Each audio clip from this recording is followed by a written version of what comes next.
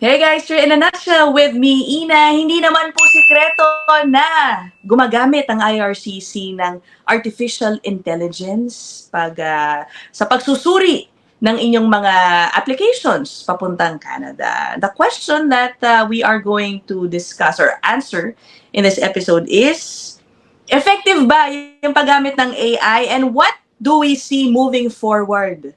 Okay, in the coming years specifically, gaano kalaki pa ang magiging role ng AI patungkol sa sift through the different applications? Naging effective ba ang AI sa pagde-determine kung sino ang karapat-dapat makapasok ng Canada at hindi? 'Di ba? Okay, sige, nagbabalik. Kasama natin ang ating suki, immigration lawyer Ludang Zalan. Hello, Lu, again. Nako guys, oo, aaminin ko yung mga episodes natin with Lu, medyo sunod-sunod namin tinip, kaya pareho lang ang aming suot at background. Okay, Lu, issue ng AI. Do you think it's been effective? Naging wais ba si AI sa tutulong lang naman wala po sa AI ang final decision ng mga applications, but has it been helpful in determining who deserves to be, or who deserves to enter Canada or not? So, siguro himayin muna natin, una define natin kung anong artificial intelligence kasi ang daming misconceptions about it, di ba? So, meron tinatawag na generative AI or deep think, yung talagang malalimang konsentrasyon ng processing. Meron ding mga language learning models. Ito na sila ChatGPT, di ba?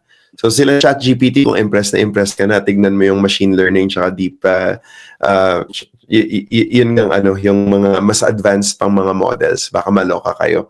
So, ano ba ginagamit ng IRCC? Well, for now, ginagamit ba ng IRCC ang artificial intelligence? The answer is yes. Saan ba nila ginagamit ito? Ginagamit ba nila ito to make decisions? The answer is yes and no. No in a sense na hindi sila yung final decision maker because the final decision maker is still a human person. Yes in a way because ginagamit nila ito sa triaging of information. Ginagamit din nila ito para gumawa ng recommendations and to flag files na may mga problema. So in other words, kahit na human in the loop ang magde-decide, yung artificial intelligence, ginagamit pa rin ito to make recommendations, basically either by making direct recommendations or indirect recommendations na tipong in-organize nila ang information for a decision maker in such a way na makaka-influensya din potentially sa decision ng decision maker. Ina, you're a journalist, so you know how important framing is, di ba? Yung AI, sa trabaho niyang pag-triage ng information, pwede rin ito maging frame ng information. So, gawa tayo ng isang fact scenario, study permit application. So, yung mga datos, yung mga dokumento, ka-capture yan ng artificial intelligence. Diba? Ika-classify yung mga documents at pwedeng gumawa ng mga summaries ng mga documents at ipipresenta itong 200-page application mo for a study permit, for example, into one single block of information na, one look lang from the perspective of the decision maker. Kasi tandaan natin, a decision maker has only about 6 minutes to actually process a single application. To the effect na a visa officer actually can process up to 50 applications in a day. Diba? So that level of productivity is AI assisted. So that's good kung nag-i-increase productivity natin. Pero ang question kasi dito, is it fair? Diba? So ngayon, nalaman natin na IRCC has been using artificial intelligence this way. Naririnig nyo na siguro yung Chinook. Kasama ko si Will Tao, isang abogado sa Vancouver, si Zainab Zie, who is a lawyer in Toronto. Andrew Colton, who is now on his own but used to work with our team dito sa LJD Longa. And we found out about this through litigation because it turns out that they've been using it since 2018. And nalaman namin ito 2021 na. At nagsimula nga kami na mag-request ng mga documents from the government ATIP. At natuklasan nga namin na matagal na pala ginagamit ito at may strategy sila na paano nila ilalabas ito, itetest sa court na nagkaroon ng test litigation, etc. Hanggat sa umabot sa punto na nilalabanan na nga namin ito sa korte. Ayun nga. So, galing lang ako ng Vancouver, gaya na napag-usapan natin sa Victoria, specifically sa BC, where the Canadian Bar Association had the National Conference on Immigration. So, naimbita ako as a speaker on another panel, pero kasama nga ako dun sa core group ng mga lawyers na pinepeste ang immigration at ang Department of Justice about artificial intelligence use in immigration cases. And nagkaroon ng frank discussion. So, dalawang panels on AI. So, ang question, ginagamit ba noon? Yes. Hanggang ngayon, ginagamit? Yes. Ang question ngayon, saan tayo papunta? And thankfully, dahil nga na-call out na nga itong IRCC tsaka Department of Justice, nagsasalita na sila and they're willing to talk about what's happening. But obviously, they won't reveal everything. So, galing ako sa conference, I had the privilege and pleasure to meet our friends over at IRCC and the Department of Justice na pinakita nga nila kung saan tayo pupunta. So, na-share ko sa iyo yung chart, di ba? Na yung digital strategy ng immigration is they want more efficiency and they want it to be responsible. So, we're now having dialogues with them. Pause muna ako dun. Well, kung digital efficiency, I think that just means a bigger role for AI in the coming years, right? I think that's a safe assumption. Ang tanong pa It's dito, Lou, absolutely. sabi mo, my question is, do you think AI is to blame as well? No, not the only factor. Also to blame for the many refusals over the past few years, it turns out, no, sabi mo nga, since 2018 pa ito ginagamit, refusals na kapag i-question, naibabaliktad na naman. Kasi parang naging erroneous ang decision-making with the help of AI in the past years. Am I making sense? Tama ba yun? No, it makes complete sense. There was a time nang sasubmit kami ng mga applications for study permits, for work permits, na we submit a totally winning application, in my opinion. Tapos babalik, tas refused. Tas doesn't make sense. For example, I had a client from the Philippines, hindi naman siya naghihirap. Millions of dollars yung proof of funds. Tas sabi, wala daw funds. Paano nangyari yun? Diba? So, it's a triage question kasi natuklasan nga namin noong time na yun na ginagamit nga nila yung Chinook that an officer really sometimes gets away with the decision, not even looking at the primary documents na sinabit, but rather looking at the row of information on Excel. Diba?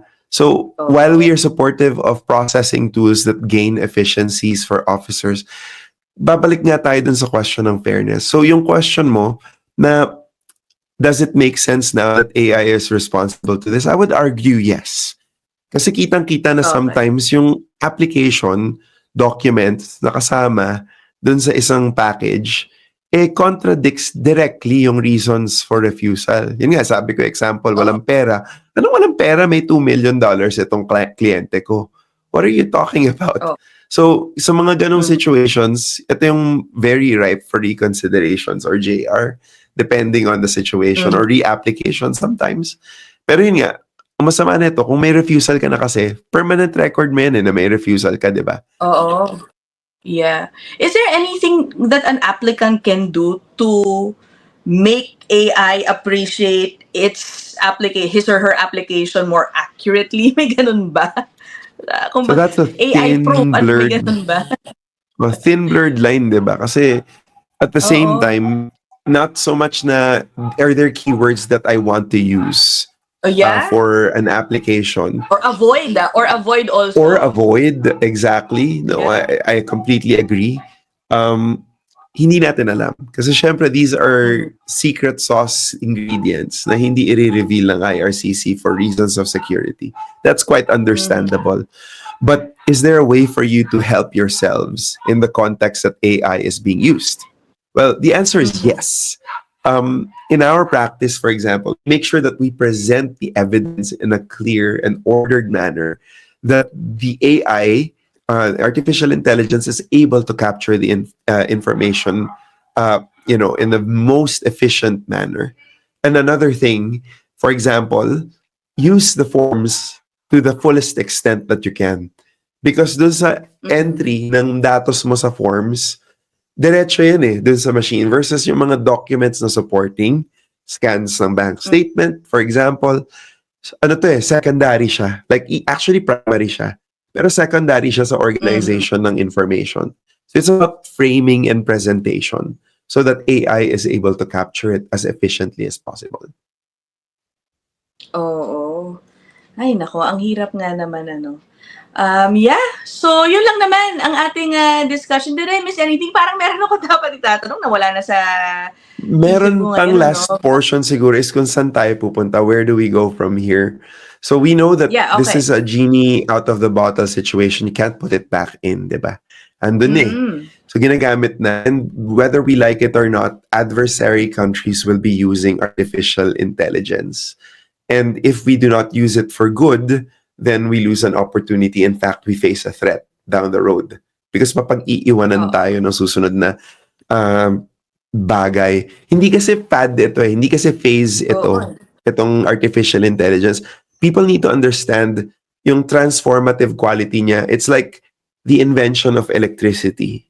'Di ba? Nung na-invent ang electricity for general purpose use, napaka-transformative nito sa human civilization.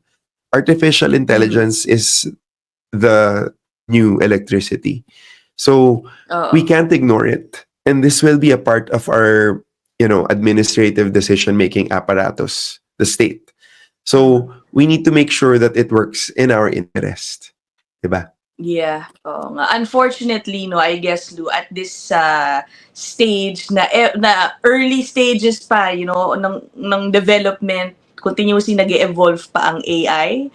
In terms of how it is being used sa immigration, kumbaga, nagiging medyo guinea pigs in a way yung mga applicants sa mga panahon ngayon. 'Di ba? Kasi hindi Precisely. pa nga perfect. Yeah, and it's not Precisely. going anywhere. We only hope that the AI is perfected, if that's even possible, no? At the soonest time possible. Para Yeah, hindi I hope so too. mabawasan. Yeah. Okay, actually, naalala Yeah. ko na yung tanong ko, Lou. At the very least, has AI helped in addressing the backlog? Kasi I think that's one of the main goals also of using AI. Diba? Naging effective ba siya in reducing the backlog? Certainly, may use case na siya. So, IRCC Okay. piloted the use of the green bin, red bin framework for processing sponsorship applications in Canada.